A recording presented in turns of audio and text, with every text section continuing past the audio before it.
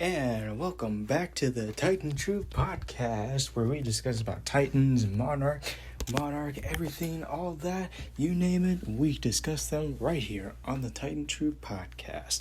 I'm your host, Bernie Hayes, and today I'll be interviewing a man from Monarch who is not only one of the founding members who joined them in the early days, but is also one badass man who can take on any situation no matter what. Please give a warm welcome for Mr. Colonel Lee Shaw. Thank you. Happy to be here, Bernie. It's good to be on this podcast, and it's an honor to have you here too, Shaw. You're quite one of the most well-respected members within Monarch, and I can understand why. You're quite the badass. Yeah, I've seen you in action. Yep, that's me. I don't like to brag, but thanks for acknowledging. Oh, anytime. So, why don't we begin with a question? Of course, ask any question. I'll answer them. So, first question, when did you first join Monarch? Like, when did you first join the organization? Well, it started around 1950-ish or so. I don't remember the exact date. But I joined there when I was to escort Keiko, who I didn't know at the time, after I got into a fight with some guys in a bar after they were harassing a woman. And then it happened in the Philippines, in Manila, I think. And in that same day, we met Bill Randa, or Billy as we called him. And after we saw the USS Lawton, the ship that Bill was on before it got destroyed, we became friends and we studied a bunch of things about the Titans, or at least what we knew of at the time. And after that, things went very interesting, so to say. How interesting would you say? Well, first of all, me and Keiko, we had secret feelings for each other. Whoa, while she was with Bill? Yeah, we were young. We absolutely let our feelings get to us. Oh, how did that happen? Well, it happened in Japan on one of its small islands, I think. We were using a device with radiation, I think, and we were trying to see if a Titan might be attracted to it, and while Bill was busy with another Monarch member, me and Keiko were just talking about stuff in life, how things were kind of hard for us during and after the war, and well, that was when she kissed me. Like, well, I should say we both kissed each other. That's what happened. I should say truthfully. Oh, I see. Did you like it? Well, it's complicated, so to speak. I see, I understand. And you guys were there at the Bikini Atoll when they tried to drop the bomb on Godzilla, am I correct? Yes, we were. We at least knew of Godzilla's existence, but it wasn't until when we were at Bikini Atoll, that was when we actually saw him. Like, he was very different compared to how he is now. Like, he looked like his dorsal plates were smaller, and he was not as big as he is now. This was before he evolved. And, well, they were going to try... The military was going to see if they could kill Godzilla with it. And, well, after that, we just assumed that they did when the bomb was detonated. But while in that same Japan island, Godzilla sent the Gamma device, and he destroyed it, and that was when we learned that Godzilla was not killed, but survived, since we didn't know if we did know he absorbed radiation, but, like, we didn't think he would be able to handle the Bikini Atoll bomb. I see. And after that, we learned that Titans, most of them are basically impossible to kill. Yeah, certainly. And, well, just after that, we went to a small village in Chile in Santa Soledad. We met the villagers did not took us kindly. Like, they did not like outsiders. And, well, when we went into a cave that the village had, we learned of Titan X's existence, or Kokai, so I should say. That's her real name, by the way. And we learned that this village was more like a cult. A cult, you say? Like a Scientology? Yes, basically that. But they would do sacrifices in the honor of Titan X so that their fishes could come in, and they did not want anyone knowing of their god. And so Bill was off somewhere after he left on the boat we went in. It was just me and Keiko in that village at night.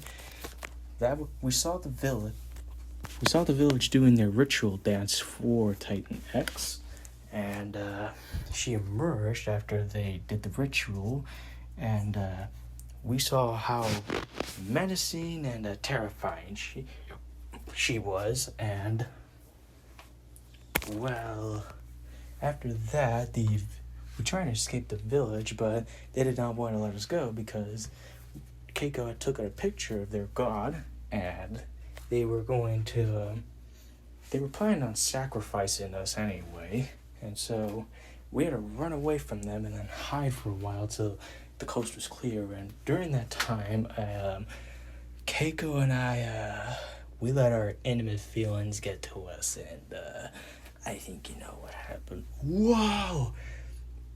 While Bill was gone, you two did it? At least from what I can remember, yeah. Wow, whoa, that is insane. That's crazy. That's almost backstabbing your friend in the back, you know? I know, we were young, we let our feelings get to each other, and oh boy, we both regretted it. Well, we did regret it, but there was a part of me that really wished that me and Keiko were a thing. Oh, did you two talk about it? Well, she sent a letter to me, saying that we should just remain friends, and that Bill was always her true love. And, well, I accepted it, but at the time, I did not take it very well, I should say. I started drinking a lot more and became depressed, I should say. Oh my, that must have been tough for you, huh? That must have been tough going through that. Yeah, it was. And, oh boy, I regret it deeply. Hey, it's okay, Shaw. We all made mistakes in our lives. But the one thing about us humans is that we can learn from the mistakes, and we can learn from our mistakes to give us a better future path, you know? Yeah, you're right. I'm much better now, but, at the time, I was really depressed. Yeah, I get you. Did Bill ever found out? Well, according to Hiroshi, the kid Keiko's son, and who Bill was raising at the time, he found the letter, and that, he learned of it, and he kind of, let's just say he kind of went a little depressed and a little mad. Not in an evil mad, but just mad because so many bad things have happened to you. And from what Mother told me, he died on Skull Island in 1973. Yeah, he died according to the files that Monarch did. And Well, he never got to learn that you and Keiko were alive all the time. Yeah, you see, around we were in Kazakhstan one time in a nuclear power plant. We went in there, some little bug things that Monarch called endoswarmers emerged, and they dragged Keiko down to the portal and access Mundi, and we assumed that she died there, and Bill was heartbroken that she was gone. And after that, in Kansas, I led a small team down to Access Mundi, but the portal was disrupted by an ion dragon, and we stayed there for about a week. Well, it was just me, because my entire crew was killed by that same ion dragon. Oof. And so I spent a week down there, and after that, I was able to come back through a portal, but by the time I got back to the surface, it was already 1982, and things had changed in Monarch, and Bill was dead, obviously, and yeah, it was quite bizarre having been like, you felt like you time travel. Ooh, yeah, time dilation. That's what happened to you, right? Yeah, it certainly did. How do you explain the time dilation in Axis Mundi? Like, is there some messy stuff that goes on down there? Well, I think it has to do with, because Axis Mundi is between the surface and Hollow Earth, it sits within the gravity well between both of them, and because of that, the stronger gravity affects the time. So I spent a week down there, but the surface was already progressing, and Keiko, she was there for 56 days, but it had been almost 50-ish years since she fell down there. Wow, that is crazy. Imagining coming back to the surface only to find out that time has already flown by and things have different now. Like, most of the people you knew are gone or they're old now. Yeah, that's what I felt when I came back up here. So what happened afterwards?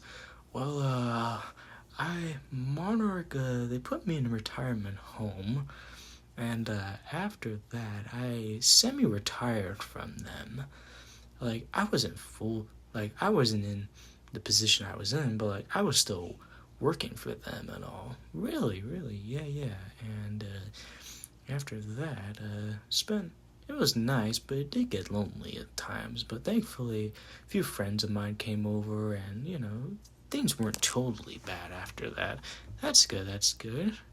And what was your reaction when G-Day happened and Godzilla came back? Honestly, quite shocking. He hadn't been active since 1955, and so we just assumed that he just went back. He would go back into hibernation forever. But when the Mutos emerged, when Godzilla came back to fight them, we were shocked that he came back, and of course the public had no idea that monsters even existed, and so to the public, it was out of nowhere, and it was only until after G-Day was that Monarch was able to become public. The people learned more about the monsters from the previous years before G-Day. Oh, yeah, it was quite shocking. I still remember when all the news were monsters coming to destroy us all, to big giant lizard fighting two insectoid-looking thingies, whatnot. It was really crazy. Of course, more crazy things have happened since G-Day, but that's a day that will probably go down in history. Oh, it certainly did. It certainly helped that Monarch became public and focused on defending building up defense systems for cities for monsters in case one were to come to their city and cause destruction. And after that, had a few adventures with Bill's grandkids, Kate and Kentaro, and May, and the girl, Kate's girlfriend May, And, well, at the time they weren't together, but, I had a feeling they were gonna be. I just had a hunch, Yeah, I get it. And we had a few mini adventures trying to find their dad who was who was going through a bunch of different places in the world for like portals, I think. I don't remember. But like, we saw Godzilla in the desert in Africa, I believe, and we ended up in Kazakhstan. And at the time, I was, me and a woman named Duval and a small rogue team were trying to seal up the portals to Axis Mundi so that no dangerous creatures could come up to the surface. But in Kazakhstan, at the same nuclear power plant me and Keiko and Bill were, me, Kate, and May fell down there. And when we ended up in Axis Mundi, I had to tell them that it wasn't the first time I was there. And then we saw that Keiko was alive. Like, she wasn't dead. She managed to survive down there. And so we found the same pod that I came to Axis Mundi back in the 60s in Kansas, and there a bigger ion dragon came and almost attacked us, but thankfully Godzilla came in and saved us. And I almost fell down from when the portal was sucking up the pod and it was about to go fully in. I almost fell like 100 feet, but thankfully Godzilla grabbed me and he was able to put me in on the pod, and I was able to jump in with Keiko, Kate, and May. And then we ended up back here on the surface in Skull Island. And of course, 2 years had passed. We were there for 2 days, but 2 years had passed on the surface. It was 2017 by the time we came back, and we ended up on the Monarch base on Skull Island. There I met Zerazawa, Dr. Zerazawa, who offered me to fully come back to Monarch. Sorry about that. Dropped my water bottle. Oh, don't worry. It's okay. I drop things too. Okay. Anyways, I met Zerazawa. He offered me to fully come back to Monarch, and considering all the stuff I had been through, and, I was starting to miss being there, I, accepted his offer. Zerazawa's a nice guy. He's very calm and cool, I should say. Yeah, he's a cool doctor. He's a cool doctor. Indeed he is. And after that, Titan X emerged from that portal, and we were worried about her attacking civilians, so we did some things to make sure she wouldn't get there. Like, she wouldn't cause harm to civilizations, like ships. Like, one time when we had to deter her away from fishing ships because she was heading in their direction, and it was convenient because one of her scarabs managed to get onto our ship we were in, and I was able to use a raft to get the scarab back into the ocean with Titan X, and so we didn't experience the ship being destroyed and all, thankfully, though it did get destroyed later on from what we were told when Apex took control of that operation. And Apex has us wanted fugitives in Tokyo, so we had to remain anonymous. Ooh, those slimy bastards at Apex. They always cared about money. They never really cared about protecting civilians or trying to find ways to coexist with the Titans. They just wanted to kill them all so that mankind could be dominant again. Yeah, that's Apex for you. Thankfully, they are no longer around. Thank God, especially after the Mechagodzilla incident 3 years ago. Indeed. And, yeah, that's kind of what happened since then. Whatever did happen to Titan X? I'm not sure. I don't know, but, I think she disappeared somewhere. really? A Titan a size like her could just disappear? Yeah, just like vanished as if she never existed. We checked everywhere in the known locations in Axis Mundi and Hollow Earth, but no sign of her. How spooky, how creepy is that? Yeah, certainly. Indeed. So, anything else you'd like to talk about? Oh, yeah, of course. When did you start your podcast? Oh, I started around like 2019, around like after the Mass Awakening, That's cool. Question, Shaw. Yes, Bernie. What were you doing during the Mass Awakening, like your team and all? Well, we had to